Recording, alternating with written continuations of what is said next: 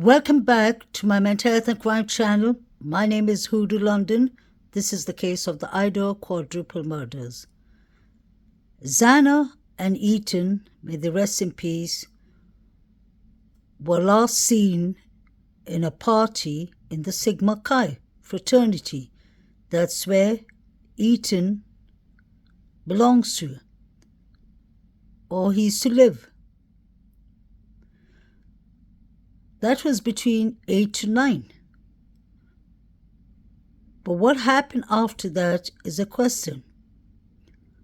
Between 9:45 to 1:45, allegedly, police say that they were in the party. But after that, nobody has track of them. They weren't seen in any pictures in social media. We heard that a fight happened in the Sigma Chi. Did XANA and Ethan allegedly get badly hurt? Did somebody follow them from the party? I personally believe that this was two separate incidents. XANA and Ethan were hurt by somebody else. I believe there are many people involved in this case. That's my personal opinion.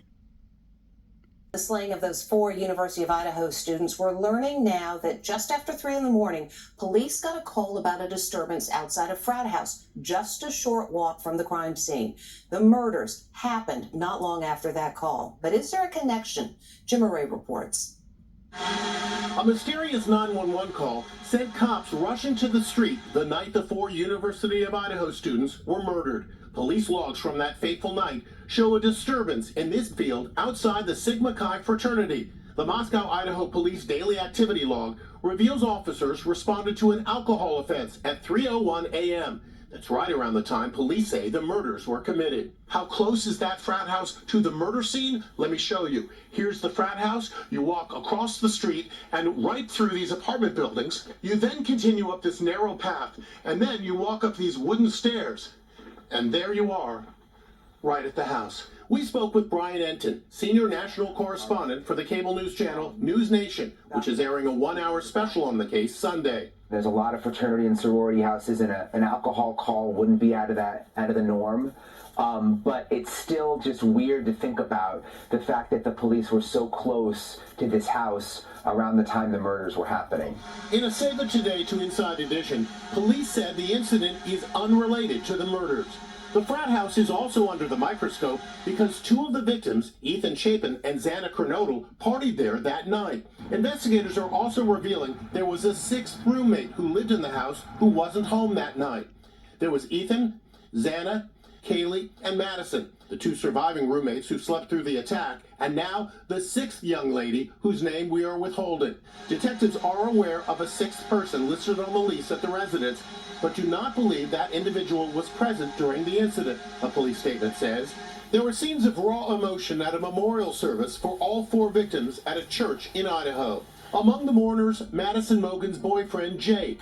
I know she's in heaven, and I can't wait to see her again. Also classmates and sorority sisters. My heart aches knowing I can't see her again in this lifetime. We'll find justice for you, Ethan, Maddie, and Kaylee. We love you all so much. And XANA Kernodle's heartbroken dad. She taught me a lot of stuff. She taught me how to be a dad. And I didn't know that until she was gone, you know? The police chief has vowed to not let this case go cold, saying they will work continuously to find as many answers as they can. What happened to XANA and Ethan? Did someone actually follow them home? Were they hurt and injured in the Sigma Chi fraternity party? They weren't seen in any pictures after 9 a.m. I think the last picture Ethan took was with his triplets, with his sister, his brother, and the sister's roommate at a ball. And Ethan Chapin for nearly 5 hours the night that they and 2 others were brutally stabbed to death. That is a question that police in Moscow, Idaho are asking themselves and the public. And the answer to that question may help them catch the person responsible for this quadruple homicide. XANA and Ethan, who were boyfriend and girlfriend, attended a party together hours before they were to be murdered on November 13th at Ethan's fraternity Sigma Chi.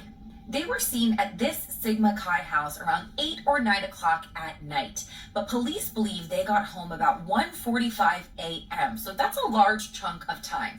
Now, the murders are thought to have taken place between 3 or 4 a.m. What's really strange here is not a single person who attended this big frat party reported seeing the couple after 9 p.m. They didn't pop up in any social media videos or photos or any surveillance videos.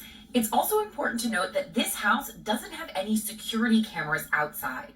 So far, authorities have gotten more than 5,000 tips about this case, and over 1,000 photos and images have been sent to the FBI, but there's nothing in them so far to indicate where these two were for almost 5 hours. What time did they actually leave the Sigma Chi house? Where did they go after? What route did they take? Did they walk? Did they get a ride? Did they take an Uber? The answers to all of these questions could uncover a crucial piece of evidence that could help in solving this case. There's some speculation that XANA and Ethan simply went back to the house early to take advantage of the fact that none of the other roommates were there, so they had it to themselves.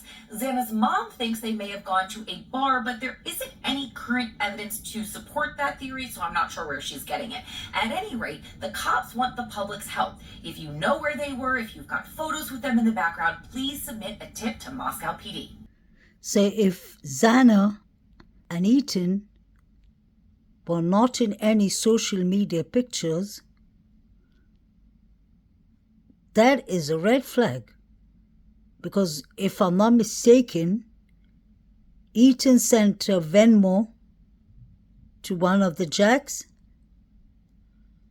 not Jack Showalter, not Jack D, but another Jack Kovash. I can't remember his correct name. So there was actually a Venmo sent. I think that was around 9 o'clock. What happened to the couple? They weren't seen in any CCTV cameras, any surveillance. I don't think they were seen by any Uber cabs, private rides, because they would have said it, unless the police have the information already. But I believe that the secret lies in the Sigma Chi when it comes to this couple. I've always said these are two separate incidents. I believe something happened to XANA and Ethan before 2 a.m. The reason I say that is if you look at the grub truck when they are yelling out XANA's name, that would be around 1:55, 10 minutes after Kaylee and Maddie left. What happened to the couple? The people that were watching the mobile devices had some concerning pictures. Was it around that time that these two innocent people, these two victims, got attacked? The fraternities usually have a code. They do not talk, they do not snitch. And it's sad. Another thing is, I've always mentioned that why is Ethan's vehicles and golf set frozen? That means that is evidence. Was that used to injure these two beautiful souls? The sad thing is everything that was said in the 4chan makes sense. With the three targets they had was Ethan, XANA, and Maddie. They said Kaylee wasn't supposed to be there. The Sigma Chi boys used to party in this house. We've seen that. We've seen Hunter in this house dozens of times with the body cams. So what exactly happened? The Sigma fraternity was under a microscope, under investigation, but they dropped that. Justice for these victims It was Ethan's birthday yesterday. Andy's triplets. May Ethan rest in peace. May Hunter and Maisie have a lovely birthday. It's so sad. It must be heartbreaking for them that they can't spend their birthday with their beloved brother. It's hard for XANA's mom, dad, sister. The same with Kaylee and Maddie. Justice for these victims. Please like, share, and subscribe.